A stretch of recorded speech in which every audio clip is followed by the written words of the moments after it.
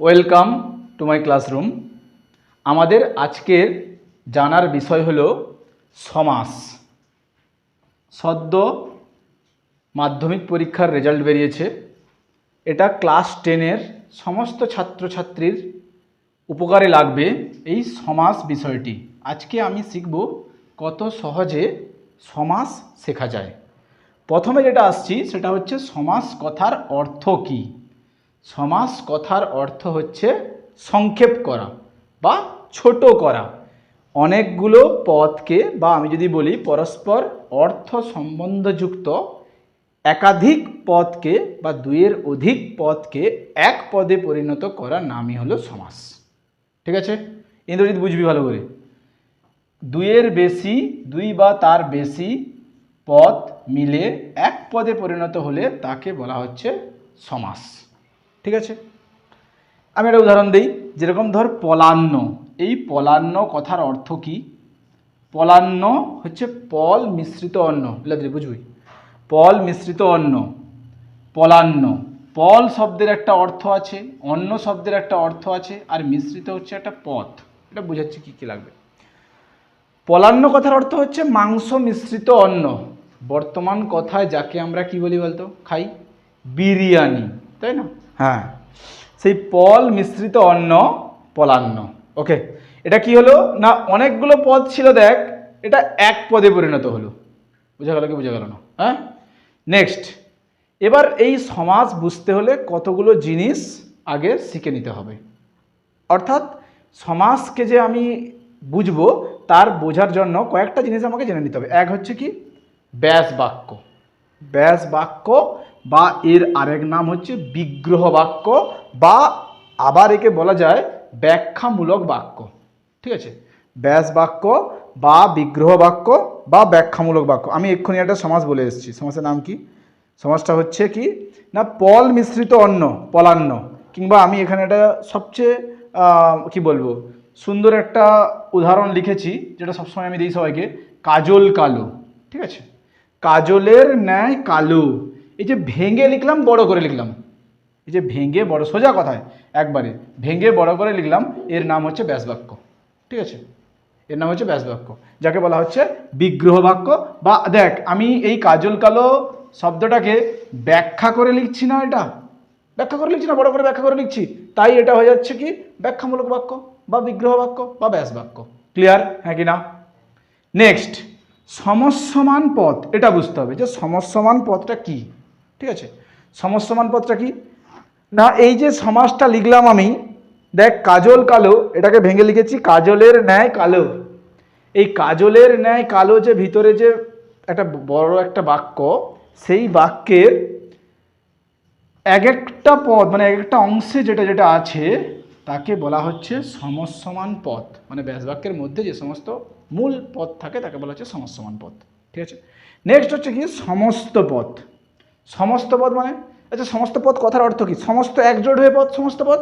সেই সমস্ত পদ হচ্ছে, এটা হচ্ছে সমস্ত পদ। দেখ এগুলা পুরো কমপ্লিট হয়ে সমস্ত পদ একটা তৈরি হয়েছে, কাজল কালো, কাজলের ন্যায় কালো থেকে কাজল কালো হয়েছে। ক্লিয়ার, হ্যাঁ কিনা? নেক্সট হচ্ছে পূর্বপদ আর পরপদ। পূর্বপদ আর পরপদ। পূর্ব মানে কি? আগের পদ। পরপদ মানে পরের পদ। আগের পদ কোনটা? কাজল। পরপদ কোনটা? কালো। দেখ কাজল আর কালো, পূর্বে আছে কাজল, পরে আছে কালো। ঠিক আছে, এতক্ষণে একটা প্রশ্ন হয়তো মনে এসছে, স্যার এইখানে যে মাঝখানটায় যে পদটা থেকে গেছে এটা কি? ন্যায় শব্দটা কি? এটা হচ্ছে তুলনাবাচক শব্দ বলা হয়। এটা যখন তোরা ভাগে পড়তে যাবি, মানে যে যার একটা সমাসের ভাগ আছে তখন পড়তে যাবি। আজকে সে ভাগটা করাবো না, আজকে তোদের করাবো যে শ্রেণীবিভাগ এবং সমাসের পড়তে গেলে কী কী জিনিসটা লাগে আগে। ঠিক আছে, প্রথম কথা হচ্ছে সমাস মানে কিন্তু সংক্ষেপ। সোজা কথা, সমাস মানে সংক্ষেপ। ঠিক আছে, মানে অনেকগুলো পদ এক পদে পরিণত হওয়ার নাম হচ্ছে সমাস। ওকে, নেক্সট হচ্ছে সমাসের শ্রেণীবিভাগ। সমাসের শ্রেণীবিভাগ। সমাসের শ্রেণীবিভাগ কি কি?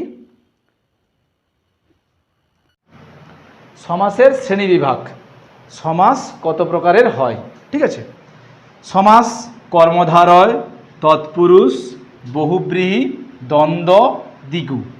এছাড়াও অব্যয়ভাব, নিত্য সমাস, অলপ সমাস, বাক্যাশ্রয় সমাস। প্রধানত সমাস আমি এই পাঁচটাকে ধরব। কি কি? কর্মধারয়, তৎপুরুষ, বহুব্রীহি, দ্বন্দ্ব, দ্বিগু। ঠিক আছে, কর্মধারয়। আচ্ছা, আরেকটা কথা বলে দিই, এই যে এখানে আমি বুঝলাম এক্ষুনি পূর্বপদ আর পরপদ, এই পূর্বপদের প্রাধান্য কোন সমাসে থাকে আর পরপদের প্রাধান্য কোন সমাসে থাকে, এই দুটো জিনিস আমি আজকে জানাবো। কীরকম? কর্মধারয় সমাসে দেখ লেখা আছে নিচে, দেখ পর কথাটা লেখা আছে, মানে পরপদের প্রাধান্য পাই। অর্থাৎ আমি যদি বলি একটা সমাস, তোকে আমি বলি যে পিত যে অম্বর, পিত যে অম্বর তাকে বলা হচ্ছে পীতাম্বর। পিত যে অম্বর পীতাম্বর, এই পীতাম্বর শব্দটির পরপদ অম্বর শব্দটি অর্থাৎ পোশাক শব্দটি কিন্তু এখানে মানে পিত রঙের পোশাক যদি বলা হচ্ছে সোজা কথা, এটা হচ্ছে অম্বর, এই লাস্ট বা শেষ পদটা পরপদটা কিন্তু প্রাধান্য পাচ্ছে। নেক্সট তৎপুরুষ সমাসেও একই, তৎপুরুষ সমাসে কারণ ভিত্তিক সমাস বলা হয়, যেমন হচ্ছে চালকে ধোয়া, চাল ধোয়া, এই যে কথাটা, ঠিক আছে। লুচিকে ভাজা, লুচি ভাজা, এই যে তৎপুরুষ সমাস। দ্বন্দ্ব সমাস, দ্বন্দ্ব সমাসে হচ্ছে উভয় পদ প্রাধান্য পায়। কীরকম? আমি একটা কথা বলি, ঘর ও বাড়ি, ঘর ও বাড়ি, এখানে দেখ ঘর বাড়ি, এই ঘর বাড়ি দুটো পদই কিন্তু প্রাধান্য পাচ্ছে, ঠিক আছে। যেখানে উভয় পদের প্রাধান্য পাচ্ছে তাকে বলা হচ্ছে দ্বন্দ্ব সমাস। নেক্সট কি?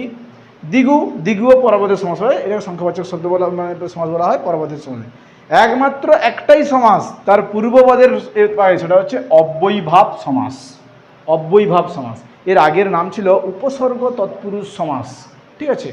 হা ভাতে, এই যে কথাটা বলা হয় দুর্ভিক্ষ, হা ভাতে, এইরকম যে দুর্ভিক্ষ, দুর্ভিক্ষ শব্দটা যে বলা হয়, দূর শব্দটা পরপদের পূর্বপদের যে প্রাধান্যটা পাচ্ছে সেটা হচ্ছে অব্যয়ীভাব সমাসে। এছাড়া আছে নিত্য সমাস, অলপ সমাস, বাক্যাশ্রয় সমাস। এবার একটা সমাস থেকে গেছে, তাকে বলা হচ্ছে বহুব্রীহি সমাস। এই বহুব্রীহি সমাসের একটু ছোট্ট একটা গল্প শোনাবো। গল্পটা কি বল দেখি? গল্পটা হচ্ছে, ধরো আমাদের বাড়িতে কিংবা যে কোনো দুজনের বাড়িতে যুদ্ধ লেগেছে, ঠিক আছে, যুদ্ধ লেগেছে বা ঝগড়া লেগেছে। এখন দুটো দেশের দেখবি ঝগড়া লাগছে, কী কী বল দেখি? সেখানে তুই চলে যা, রাশিয়া ইউক্রেনের যুদ্ধ লাগছে। এছাড়া এখানে চলে আয় যে এখানে হচ্ছে তোর মধ্যপ্রাচ্যের যে দুটো দেশ, ইসরায়েলের সাথে ইরানের যুদ্ধ লেগেছে, কিংবা ইসরায়েলের সাথে তার পার্শ্ববর্তী দেশের যুদ্ধ লেগেছিল। এবার আমার কথাটা হচ্ছে, এই সমস্ত দুটো দেশ আমার যুদ্ধ লেগেছিল, দুটো দেশ যুদ্ধ লেগেছিল, ঠিক আছে। কিন্তু সেই দুটো দেশের মাঝখানে একটা অন্য লোক ঢুকে যাচ্ছে, সেই দুটো লোকের কথা কেউ শুনছে না। আরও ভালো করে যদি আমি উদাহরণ দিয়ে বোঝাই, দুটো সম্পর্ক ছিল, একটা মেয়ে একটা ছেলে, ঠিক আছে।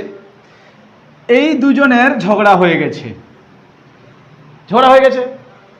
ছেলেটার কথাও মেয়েটা শুনছে না, মেয়েটার কথাও ছেলেটা শুনছে না। এবার এর মাঝখানে একজন এসছে, ধরো এই দুটো ছেলে মেয়ে, বা আমি যদি বলি নরনারী দুজন বিবাহিত, ওকে। এখানে ধর এ স্বামী, এ স্ত্রী, স্বামীর কথাও স্ত্রী শুনছে না, স্ত্রীর কথাও স্বামী শুনছে না। তাহলে মাঝখানে একজন লোক আছে তার কথা শোনাতে, লোকটাকে আমরা এই জন্যকে বলি শাশুড়ি বা শ্বশুর, ঠিক আছে, মানে শ্বশুর বাড়ি থেকে বোঝাতে আসছে। আমি এই জন্য সবাইকে বলি এটা, যে বহুব্রীহি সমাজটাকে প্রায় বলা হয় শাশুড়ি সমাজ বলে। আমার স্যারেরা বলতো, আমি শুধু না, যে স্যার এরকম কেন ব্যাপারটা এরকম কেন, এই ব্যাপারটা জানতে হলে একটা জিনিস জানতে হবে। কি জিনিস? না এখানটায় না পূর্বপদের প্রাধান্য পাবে, না পরপদের প্রাধান্য পাবে। আমি পূর্বপদটাকে বললাম স্বামী বা ছেলে বা দুটো দেশ, এটা প্রথম দেশ বা দুটো দেশ। পরপদের এখানে না পরপদের প্রাধান্য পাবে, না পূর্বপদের প্রাধান্য পাবে, এখানে প্রাধান্য পাবে অন্য পদের প্রাধান্য পাবে। এবার অন্য পদ মানে শাশুড়ি পদ, লোক, বাইরের লোকের প্রাধান্য পাবে, ঠিক আছে। এই জন্য বলা হচ্ছে বহুব্রীহি সমাসে অন্য পদের প্রাধান্য পাবে, ঠিক আছে। যে কোনো একটা বহুব্রীহি সমাস যদি বলিস, যে ধরো এখানে আমি একটা সমাস লিখলাম, বিনা পানি, এখানে আমি এটা এগুলো মুছে দিলাম একটু, দিয়ে লিখলাম যে বিনা পানি, কালি শেষ হয়ে গেছে এখানটায়, বোঝা গেছে? দেখ বিনা পানি, এটাতে কি লিখবো? বিনা পানিতে জাহার। আচ্ছা একটা কথা বল, এখানে না বিনা প্রাধান্য পাচ্ছে, না পানি প্রাধান্য পাচ্ছে, আর জাহার তো এটা তো, তাহলে এটাকে কে বুঝায়? বিনা পানি আমরা কাকে বলি বলতো? সরস্বতী ঠাকুরকে বলি বিনা পানি। সরস্বতী ঠাকুরের আরেক নাম হচ্ছে বিনা পানি। কি বললাম, পরের পদের প্রাধান্য পায়নি, পূর্বপদের প্রাধান্য পায়নি, পূর্বপদের প্রাধান্য পায়নি, পূর্বপদের প্রাধান্য পায়নি। এবার একটা কথা বলি, কর্মধারয় সমাসে একটা সাধারণ লক্ষণ হচ্ছে যে পদ থাকে, পিত যে অম্বর, এই কর্মধারয় আমরা ভাগ আমি পড়াবো যখন বলে দিব। তৎপুরুষ সমাসে কারক ভিত্তিক সমাস বলা হয়, কে, দ্বারা, দিয়া, এগুলো সব থাকে। বহুব্রী সমাসে অন্য পদের প্রাধান্য, যাহার, যাহা, তাকে বলা হচ্ছে। নেক্সট, দ্বন্দ্ব সমাসে উভয় পদের প্রাধান্য পাচ্ছে, ও দিয়ে বলা হচ্ছে। নেক্সট, দ্বিগু সমাসে সংখ্যাবাচক শব্দ থাকছে, দশ আনন যার, দশানন, দশানন, দশ আননের সমাহার, এই সমাহার শব্দটা থাকে, আননের সমাহার মানে 10 মাথার সমাহার, পঞ্চানন, পঞ্চ আননের সমাহার, এই যে বলা হয়। দ্বিগু সমাস হয়ে গেল, অব্যয়ভাব, নিত্য, অলপ, বাক্যাশ্রয়ী, এই সমস্ত সমাসের ক্ষেত্রে অব্যয়ভাব হচ্ছে পূর্বপদের প্রাধান্য পাচ্ছে, আর নিত্য সময়, অলপ সময়, বাক্যাশ্রয়, এগুলো প্রায় সমস্ত সমাসে হয়। নিত্য সমাসটা হচ্ছে কৃষ্ণ সর্ব, কৃষ্ণ যে সর্ব, এগুলো যখন আমি ডিটেলসে আবার একটা ভাগ করাবো তখন বোঝাবো। আজকে আমি কি বুঝলাম, সমাস কথার অর্থ হচ্ছে সংক্ষেপ, টোটাল মানে একবারে এক নজরে দেখে নিই। দেখ, সমাস কথার অর্থ হচ্ছে সংক্ষেপ মানে ছোট করব, 2 বা তার বেশি বা মানে পদকে এক পদে পরিণত করার নাম সংক্ষেপ বা সমাস। এই সমাসের উদাহরণ কি দিলাম, পলান্ন, পলমিশ্রিত অন্ন, মাঝখানের পদটা দেখ লুপ্ত হয়ে গেল। এখানে আগে জানতে হলে কি কি জানতে হচ্ছে, ব্যাস বাক্য বা বিগ্রহ বাক্য, যেটা ভেঙে লিখছে সেটাকে বলা হচ্ছে ব্যাস বাক্য বা বিগ্রহ বাক্য। নেক্সট, সমসমান পদ, যে প্রত্যেকটা যে পদ থাকছে একটা দুটো করে, এর নাম হচ্ছে সমসমান পদ, মানে ব্যাস বাক্যের ভিতরে যে পূর্বপদ আর পরপদ থাকে তাকে বলা হচ্ছে সমসমান পদ। সমস্ত পদ সংযুক্ত হয়ে যে পদটা বসছে তাকে বলা হচ্ছে সমস্ত পদ। পূর্বপদ, পরপদ, এই যে পূর্বপদ আর পরপদ কাজল গলা লিখে বুঝলাম।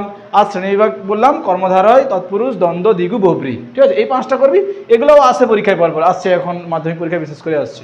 ঠিক আছে, আজকে এই পর্যন্ত। পরের বার থেকে আমি এক একটা পাঠ করে করে কর্মধারয় সমাস বা বহুব্রী সমাস বুঝাবো। ঠিক আছে, চলো।